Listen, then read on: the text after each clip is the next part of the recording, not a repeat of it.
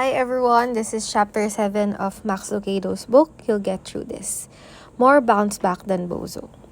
Don't hold me to the precise details of this childhood memory. I can't recall the name of the kid who had the party, nor do I know my exact age, though judging from the neighborhood in which we were living, I must have been about 8 years old. I don't remember the games we played or the names of the other guests, but I do remember the bounce back clown. He was pear-shaped, narrower at the top than the bottom, inflated and bozo-like. He was as tall as I was. All his facial features were painted on him. Ears didn't protrude, nose didn't stick out. Even his arms lay flat. He didn't make music at the touch of a button or recite lines at the pull of a string. He didn't do anything except this: bounce back. Knock him down, he popped right up. Clobber him with a bat, pop him in the nose, or give him a swift kick to the side, and he would fall down, but not for long. We did our best to level the clown, one punch after the other, each more vicious than the prior hit. None of us succeeded. Bozo had more comeback than the 69 Mets. He wasn't strong, he was full of air. He couldn't duck or defend himself. He didn't charm us with good looks or silence attackers with quick wit. He was a clown, for goodness sake. Red lips and yellow hair. Yet there was something about him or within him that kept him on his feet. We'd do well to learn his secret. Life comes at us with a flurry of flying fists, right hook of rejection, sucker punch of loss. Enemies will hit below the belt. Calamities cause us to stagger. It's a slug fest out there. Some people once knocked down never get up. They stay on the mat, beaten, bitter, broken. Sorry. Where am I? There. Out for the count. Others, however, have more bounce back than Bozo. Joseph did. This guy was a walking piñata. The angry jealousy of his brothers that sold him into slavery, the below-the-belt deceit by Potiphar's wife that landed him in prison, the butler's broken promise that kept him in prison. Joseph staggered but recovered. Cue rocky music. By God's strength, he pulled himself to his feet and stood stronger than ever. In Pharaoh's court, Pharaoh was the unrivaled ruler of the land. He was his own cabinet and Congress. He spoke the word and it was done. He issued the command and it was the law. He entered the room and he was worshipped. Yet on this particular day, Pharaoh didn't feel worship-worthy. Let's imagine the prototypical Pharaoh. Bare-chested and rock-jawed, saggy in the pecs, but solid for a middle-aged monarch. He wears a cloth on his shoulders and on his head a leather cone encircled by a rearing cobra. His beard is false, and his eye makeup is almond shaped. He holds a staff in one hand and rests his chin in the other. Slaves fan the air about him. A bowl of figs and nuts sits within arm's reach on a table. But he isn't hungry. He just frowns. His attendants speak in anxious, subdued voices. When Pharaoh isn't happy, no one is happy. Dreams kept him half the night. In dream number 1, cows grazed on the river bank. 7 were fine and fat, prime candidates for a Chick-fil-A commercial. But while the healthy bovines weren't looking, 7 skinny cows sneaked up from behind and devoured them. Pharaoh sat up in bed and broke out in a sweat. After a few minutes, he dismissed the dream and fell back asleep. But the dream number 2 was just as bothersome. A stalk of grain with 7 healthy heads was consumed by a stalk of grain with 7 withered heads. 2 dreams with the same pattern. The 7 bad devoured the 7 good. Pharaoh woke up distracted and befuddled. He assembled his council and demanded an interpretation. Cows consuming cows, stalks gobbling stalks. Did the dreams mean anything? His council had no response, had not a clue. His butler then remembered Joseph from their days together in prison. So the butler told Pharaoh about the Hebrew skill at dream interpretation. The king snapped his finger, and a flourish of activity ensued. Joseph was cleaned up and called in. In a moment of high drama, Jacob's favored son was escorted into Pharaoh's throne room. Oh, the contrast. Pharaoh, the king. Joseph, the ex-shepherd. Pharaoh, urban, Joseph, rural. Pharaoh, the palace, Joseph from the prison. Pharaoh was gold chains. Joseph wore bruises and shackles. Pharaoh had his armies and pyramids. Joseph had a borrowed robe and a foreign accent. The prisoner, however, was unfazed. He'd heard the dreams and went straight to work. No need to consult advisors or tea leaves. This was simple stuff, like basic multiplication for a Harvard math professor. Expect 7 years of plenty and 7 years of famine. No one, including Pharaoh, knew how to respond. Famine was a foul word in the Egyptian dictionary. The nation didn't manufacture chevis or export t-shirts. Their civilization was built on farms. Crops made Egypt the jewel of the Nile. Agriculture made Pharaoh the most powerful man in the world. A month-long drought would hurt the economy. A year-long famine would weaken the throne of Pharaoh, who owned the fields around the Nile. A 7-year famine would turn the Nile into a creek and the crops to sticks. A famine to Pharaoh was the equivalent of electric cars to the sheiks. Apocalypse. The silence in the throne room was so thick you could hear a cough drop. Joseph took advantage of the pause in conversation to offer a solution. Create a Department of Agriculture and commission a smart person to gather grain in the good years and to distribute it during the lean years. Officials gulped at Joseph's chutzpah. This is one thing to give bad news to Pharaoh, unsolicited, another to offer unsolicited advice.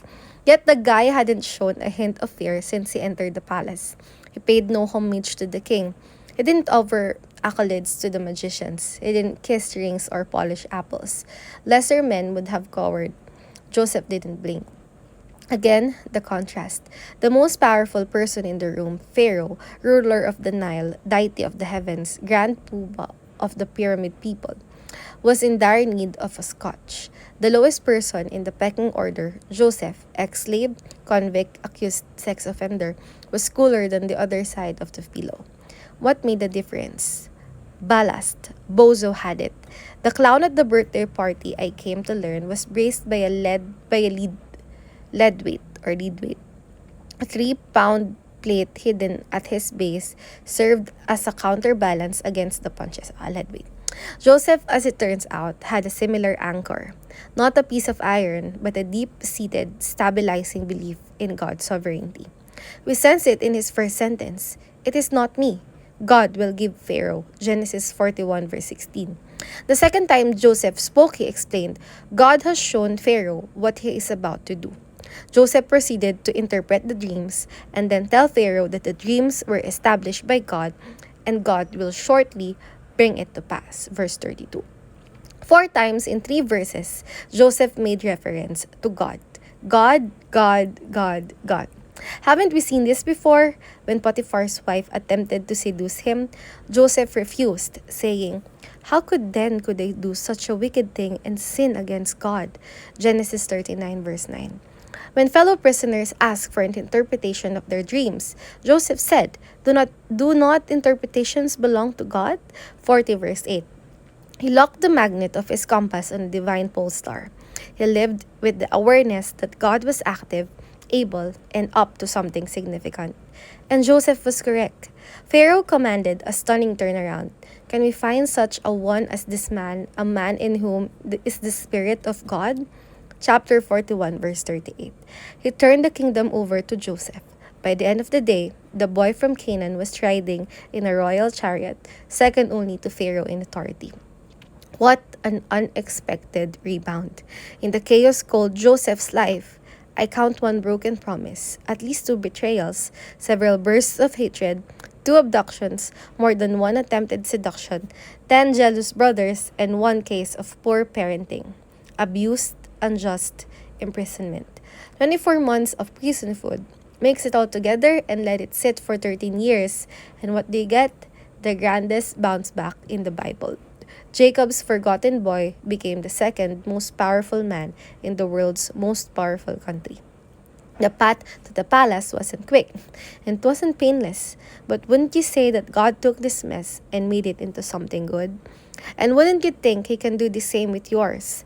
Tally up the pain of your past, betrayals plus anger plus tragedies. Poorly parented, wrongly accused, inappropriately touched? Oh, how onerous life can be. Yet, consider this question. Is the God of Joseph still in control? Yes. Can he do for you what he did for Joseph? Yes. Might the evil intended to harm you actually help you become the person God intends you to be? Yes, someday, perhaps in this life, certainly in the next, you will tally up the crud of your life and write this sum. All good. Lieutenant Sam Brown did. 2 years out of West Point, he was on his first tour of duty in Afghanistan when an improvised explosive device turned his Humvee into a Molotov cocktail. He doesn't remember how he got out of the truck. He does remember rolling in the sand and slapping dirt on his burning face, running in circles, and finally dropping to his knees. He lifted flaming arms to the air and cried, "Jesus, save me!" In Sam's case, the words were more than a desperate scream. He is a devoted believer in Jesus Christ. Sam was calling on his Savior to take him home. He assumed he would die. But death did not come.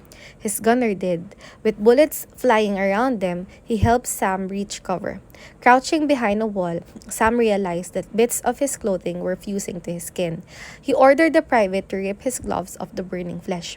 The soldier hesitated, then pulled. With the gloves came pieces of his hand. Brown winced at what was the first of thousands of moments of pain. When vehicles from another platoon reached them, they loaded the wounded soldier into a truck. Before Sam passed out, he caught a glimpse of his singed face in the mirror. He didn't recognize himself. That was September 2008. By the time I met him 3 years later, he had undergone dozens of painful surgeries.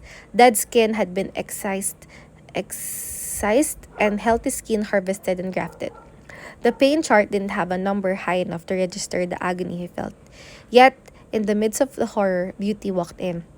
Dietitian Amy Larson.